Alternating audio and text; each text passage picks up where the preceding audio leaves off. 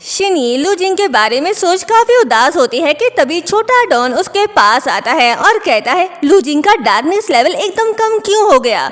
तो शिनी कहती है मुझे क्या पता और डर जाती है क्योंकि उसे लग रहा था कि अब छोटा डॉन उसे सजा देगा, लेकिन वो उसे पनिश नहीं करता बल्कि कहता है तुम उसे झूठ मत बोलो, मुझे पता है तुमने ही कुछ किया है जिससे उसका डार्कनेस लेवल कम हो गया है। तो शिनी कहती है तुम मुझे ब्लेम नहीं कर सकते, मैंने कुछ नहीं किया, मैंने तो स्क्रिप्ट को ही फॉलो किया है। ये सब छोड़ो, मुझे ये बताओ कि स्टोरी में तो शिनी के बहुत ही लविंग पेरेंट्स थे, पर अब मेरे पास सिर्फ ग्रैंड माँ ही क्यों। तो छोटा डॉन कहता है ये इम्पोर्टेंट नहीं है, तुम बस अपना मिशन कंप्लीट करो। देखो अगर तुमने ऐसा नहीं किया तो हम दोनों ही इस स्टोरी से हमेशा के लिए इरेज कर दिए जाएंगे। और शिनी से जिद करने लगता है कि चाहे कुछ भी हो जाए उसे ये करना ही होगा। तो शिनी मुंह बनाकर कहती है ठीक है, अब से मैं ओरिजिनल स्क्रिप्ट को ही फॉलो करूंगी। और मन ही मन कहती है मैं तो भूल ही गई थी कि ये एक वर्चुअल वर्ल्ड है और यहाँ मुझे स्क्रिप्ट को ही फॉलो करना है, और मैं तो अपने ड्रीम पार्टनर को ही ढूंढने लग गई थी।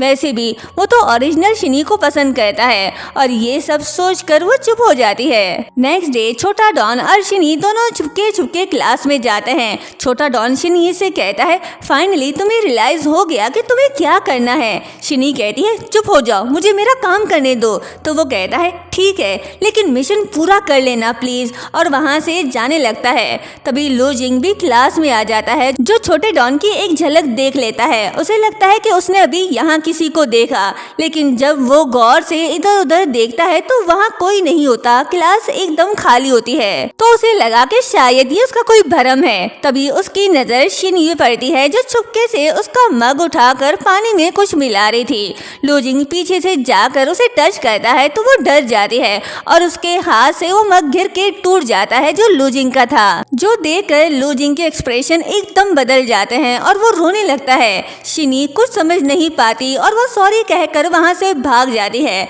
लेकिन लूजिंग काफी टूट चुका था। वो उस मग के टुकड़ों को पकड़कर रो रहा था, इवन के उसके हाथों से भी खून निकलने लग गया था, लेकिन उसे कोई फर्क नहीं पड़ रहा था। दूसरी तरफ शिनी घर आती है, लेकिन उसे कुछ भी अच्छा नहीं लग रहा था, क्योंकि आज उसने लूजिंग को जिस हालत में देखा वो चाहकर भी उसे इग्नोर नहीं कर पा रही थी। वो छोटा डॉन को आवाज देती है, लेकिन उसका कोई अता पता नहीं था।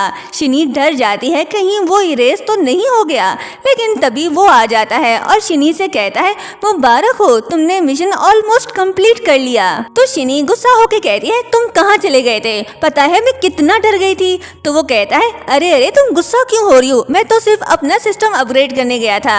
जिस पर शिनी कहती है नेक्स्ट टाइम मुझे बिना बताए गए तो मैं तुम्हारी टांगे तोड़ दूंगी। मुझे तुम्हें कुछ बताना है, जैसे ही तुम गए लूजिंग का डार्कनेस लेवल एकदम बढ़ गया, मुझे तो कुछ समझ नहीं आ रहा, वो बहुत अजीब लग रहा था। आज से पहले मैंने उसे कभी इतना दुखी नहीं देखा। तो छोटा डॉन कहता है वो सब छोड़ो, हमें तो बस अपने मिशन से ही मतलब है, वो बस पूरा होने वाला है। लेकिन शिनी कहती है मुझे पता है तुम जानते हो उस मग की कहानी, मुझे भी बताओ, और उसे जिद करने लगती है। तो छोटा डॉन कहता है अच्छा ठीक है, खुद ही देख लो, और उसके सिर पर अपना हाथ रख देता है। जिसके बाद शिनी को लूजिंग का बचपन दिखता है, जहाँ वो और उसकी मॉम बहुत डरी हुई थी, क्योंकि उसके डैड काफी हंगामा कर रहे थे और किसी औरत के पीछे लगकर उसकी मॉम की जिंदगी खराब कर दी थी और उन्हें छोड़ दिया था। ऐसे में लूजिंग के पास सिर्फ उसकी मॉम थी, वो बचपन से ही म्यूट नहीं था, वो बोल सकता था, और छोटा सा लूजिंग अपनी मॉम को प्रोटेक्ट करने की पूरी कोशिश भी कर रहा था। एक दिन उसकी मॉम उसे बर्थडे गिफ्ट देती है, जो देखकर लूजिंग बहुत खुश होता है और ओपन करके देखता है तो वो वही मग था।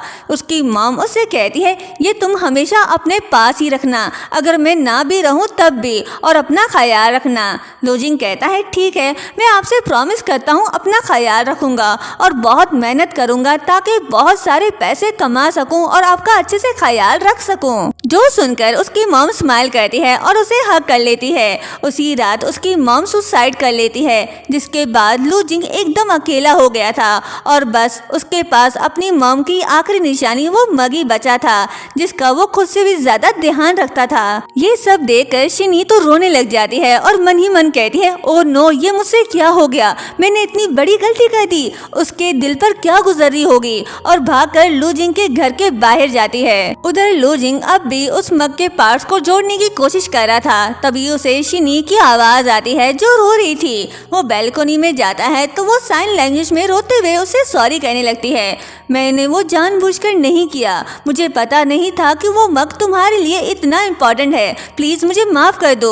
जो सुनकर लू जिंग इमोशनल हो जाता है। शिनी रोते हुए वहां से चली जाती है और लू जिंग भी काफी इमोशनल होकर वहीं बैठ जाता है। वो मग उसके लिए सब कुछ था। नेक्स्ट सीन में शिनी लुयान के बर्थडे पार्टी में जाती है जो उसके घर पर थी, लेकिन वो वहाँ लू जिंग को ढूंढ रही थी। तभी उसको छोटे मास्टर की आवाज आती है, तुम्हें स्क्रिप्ट को ही फॉलो करना होगा। तो वो कहती है अच्छा ठीक है कर लूंगी, लेकिन ये लू जिंग कहाँ है।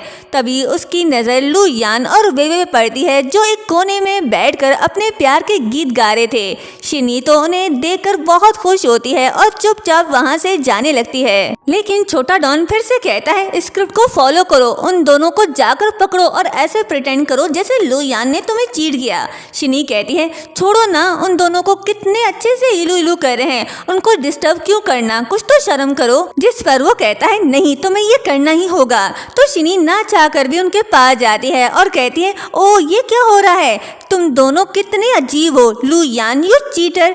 ये बोलकर वो स्माइल करती है और कहती है चलो मेरा हो गया, अब तुम दोनों अपना कंटिन्यू करो, और वहाँ से जाने लगती है। लेकिन तभी लू यान उसका हाथ पकड़ लेता है और कहता है तुम जेलस हो रही हो ना। शिनी कहती है मेरा हाथ छोड़ो नहीं तो मुंह पर एक थप्पड़ पड़ेगा। लू यान कहता है नहीं मैं तो नहीं छोड़ूंगा, और तभी उसे एक जोरदार थप्पड़ पड़ता है। शिनी कहती है बोला था ना मुझसे बच कर रहो, लेकिन नहीं तुम्हें तो मार खाने का शौक है। लू यान उस पर गुस्सा करने लगता है, लेकिन तभी वे कहती है इसे छोड़ो पार्टी स्टार्ट होने वाली है। तो लू यान उसके साथ अंदर चला जाता है। उनके जाने के बाद छोटा डॉन उससे कहता है तुम पूरी कहानी को बदल रही हो, कहा भी था ना कि स्क्रिप्ट के अगेंस्ट मत जाना फिर भी। तो शिनी कहती है तो फिर तुम मुझसे क्या एक्सपेक्ट कर रहे थे कि मैं रोने लग जाऊं और लू यान से कहूं ये तुम क्या कर रहे थे, इसे किस क्यों कर रहे थे, जबकि मुझे इससे घंटा फर्क नहीं पड़ता। हाँ तुम तो यही चाहते हो कि मैं लू जिंग को बातें सुनाऊं, उससे कहूं कि उसकी माफी मेरे लिए वर्थलेस है। तभी लू जिंग वहाँ आता है, वो ये सब सुन लेता है और वहाँ से जाने लगता है। शिनी उसे देख लेती है और उसके पीछे जाने लगती है, लेकिन तभी उसका पैर मुड़ता है और वो गिर जाती है। ये देख लू जिंग उसके पास जाने लगता है, लेकिन फिर रुक जाता है। वो समझता है कि शायद ये उसका कोई प्लान है और वहाँ से चला जाता है।